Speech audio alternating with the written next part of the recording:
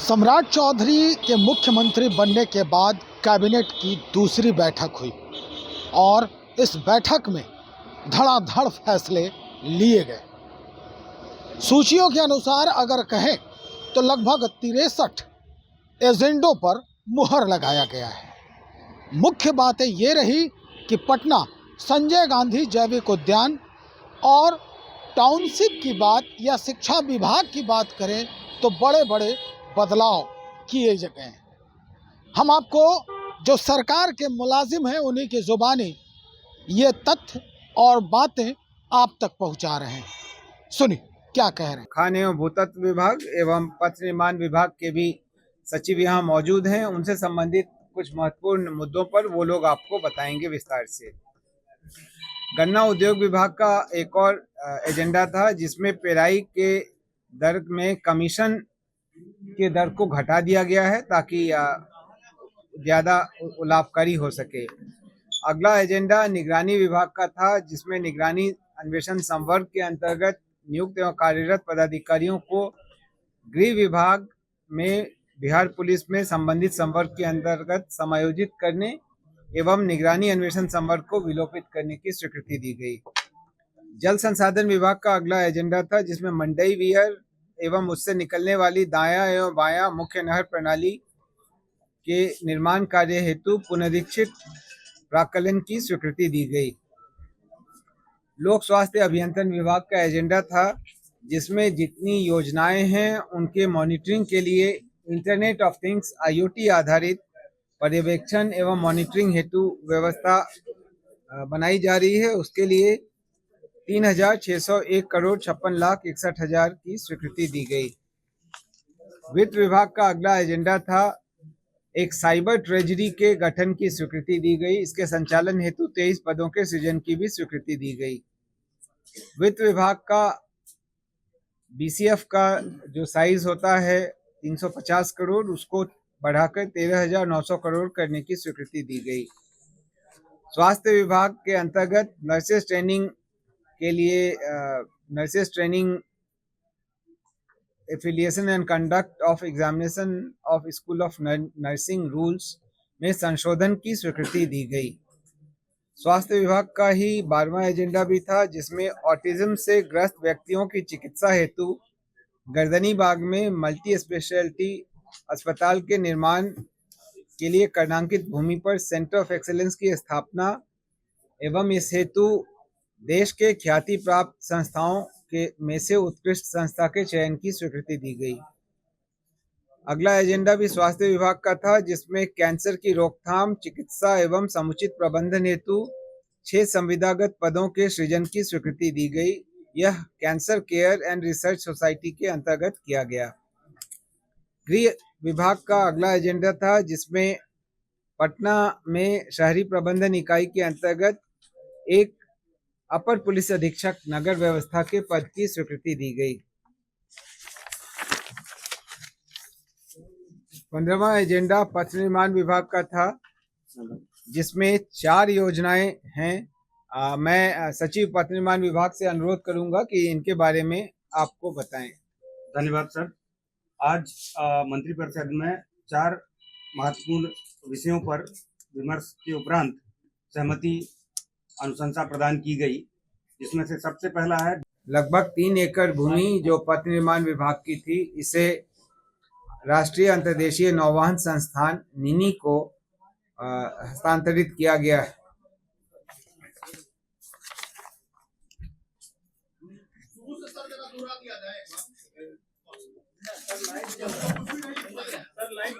क्रमांक 25 राजस्व एवं भूमि सुधार विभाग भोजपुर जिला अंतर्गत केंद्रीय विद्यालय संगठन को केंद्रीय विद्यालय के निर्माण हेतु 5 एकड़ गैर मजरूआ मालिक भूमि के हस्तांतरण की स्वीकृति दी गई।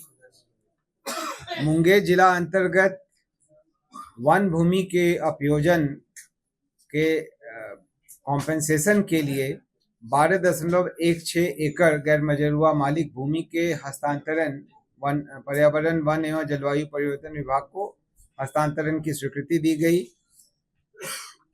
वैसे ही पश्चिमी चंपारण जिला अंतर्गत मधुबनी अंचल के अंतर्गत 5.81 एकड़ भूमि को डिग्री महाविद्यालय के निर्माण हेतु उच्च शिक्षा विभाग को हस्तांतरण की स्वीकृति दी गई।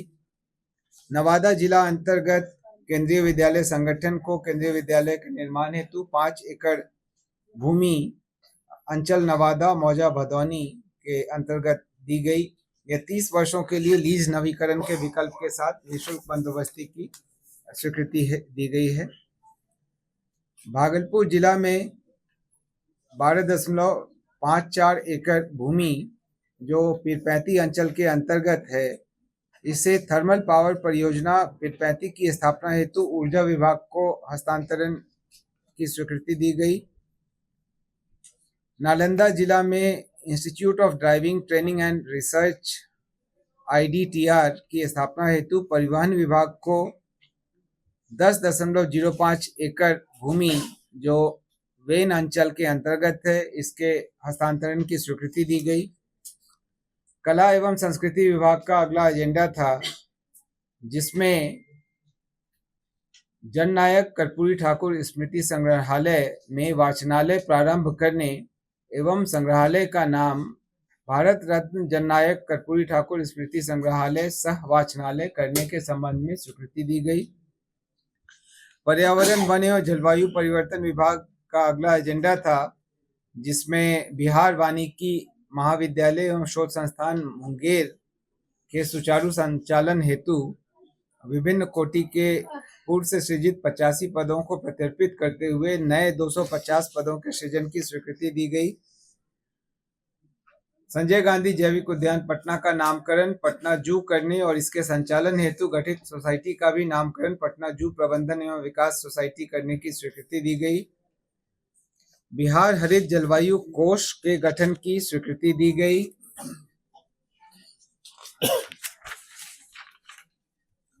स्वास्थ्य विभाग द्वारा PCPNDT एक्ट का प्रशिक्षण दिए जाने हेतु प्रक्रिया, प्रशिक्षण हेतु संस्थानों का नामांकन और सीटों के संख्या के निर्धारण हेतु दिशा निर्देश की स्वीकृति दी गई।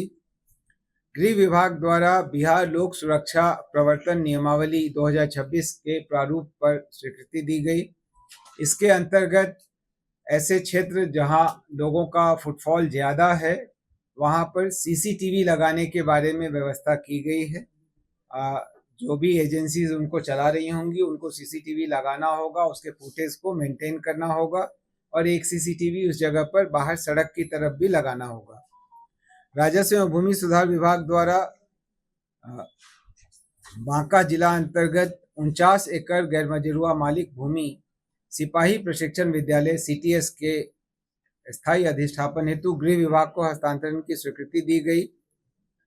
राजस्व एवं भूमि सुधार विभाग द्वारा ही 6.075 एकड़ भूमि जो गया जिला अंतर्गत गुरारू अंचल में अवस्थित है, इसे उत्तर कोयल नहर परियोजना हेतु जल संसाधन विभाग को हस्तांतरण की स्वीकृति दी गई।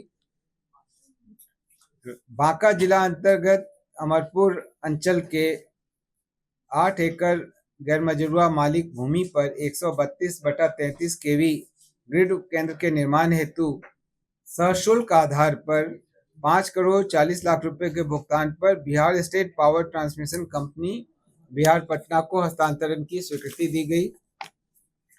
अनुसूचित जाति एवं अनुसूचित जनजाति कल्याण विभाग का अगला एजेंडा था, जिसमें अध्ययनरत अनुसूचित जाति एवं जनजाति छात्रावासों में आवासित एवं अध्ययनरत छात्र छात्राओं का छात्रावास अनुदान 1 अप्रैल 26 से 1,000 रुपये से बढ़ाकर 2,000 रुपये प्रतिमाह प्रति छात्र करने की स्वीकृति दी गई।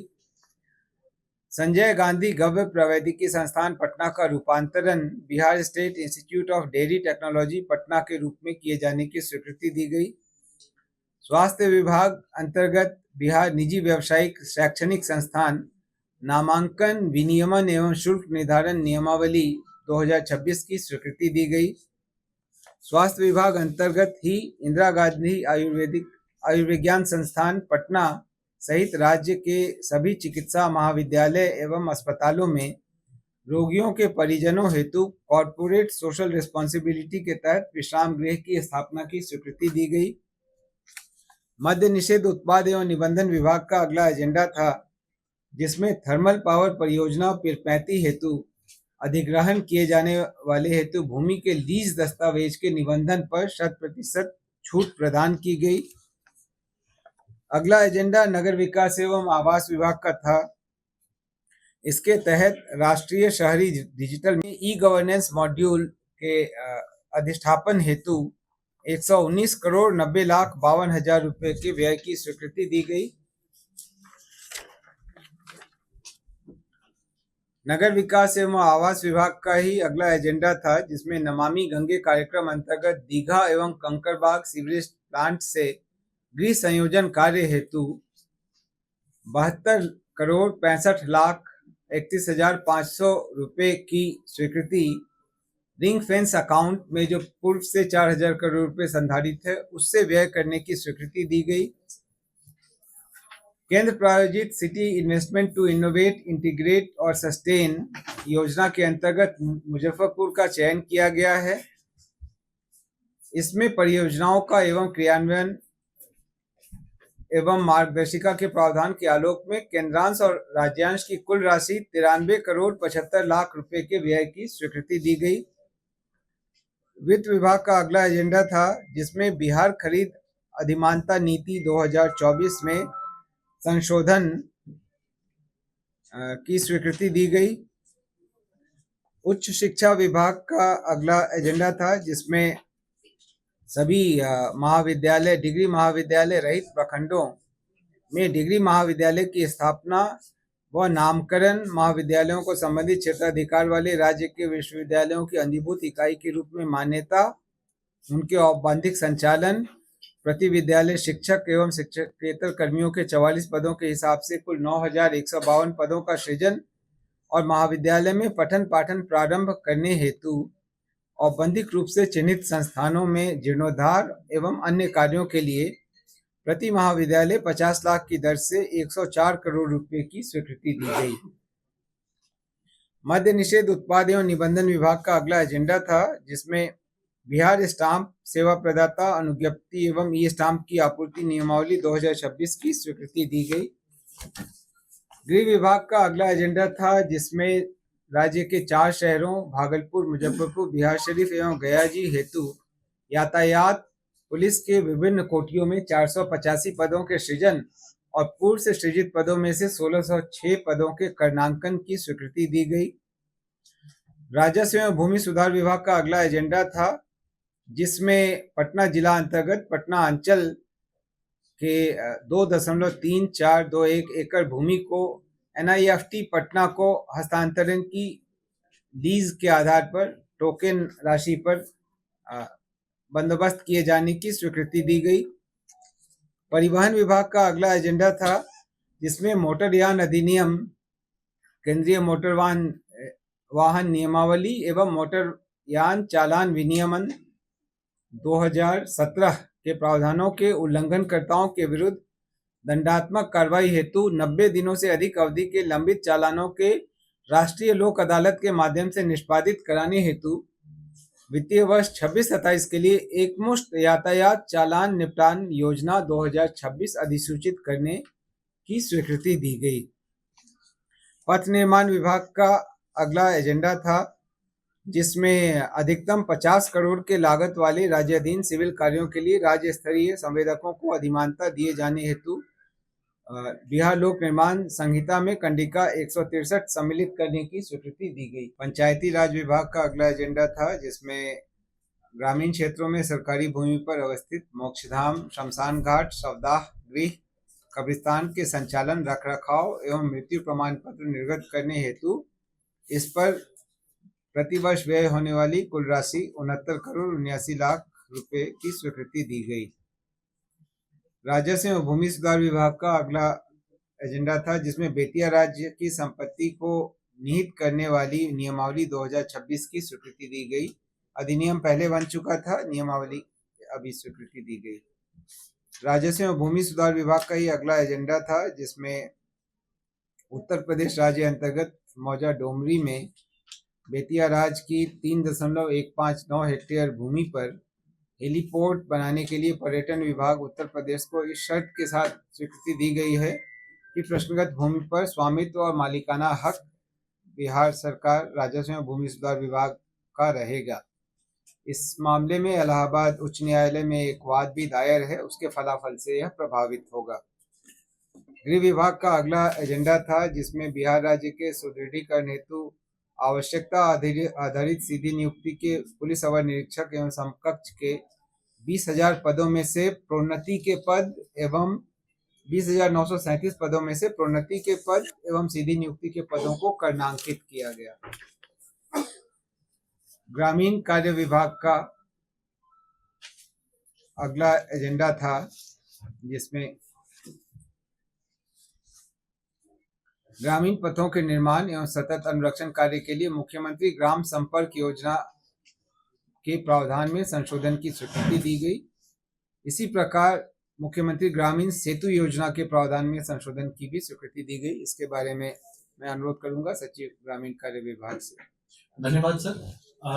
मुख्यमंत्री ग्राम संपर्क योजना अवशेष और मुख्यमंत्री ग्रामीण सेतु योजना दोनों में जो संकल्प पूर्व में लिए गए थे, उसमें पैकेज के तहत टेंडरिंग की प्रक्रिया थी। यथा एक ब्लॉक के अंदर जितनी भी सड़कें होनी थी उसको एक पैकेज बनाते थे, या एक ब्लॉक में अधिक होती थी उसको 2 पैकेज में कन्वर्ट करते थे।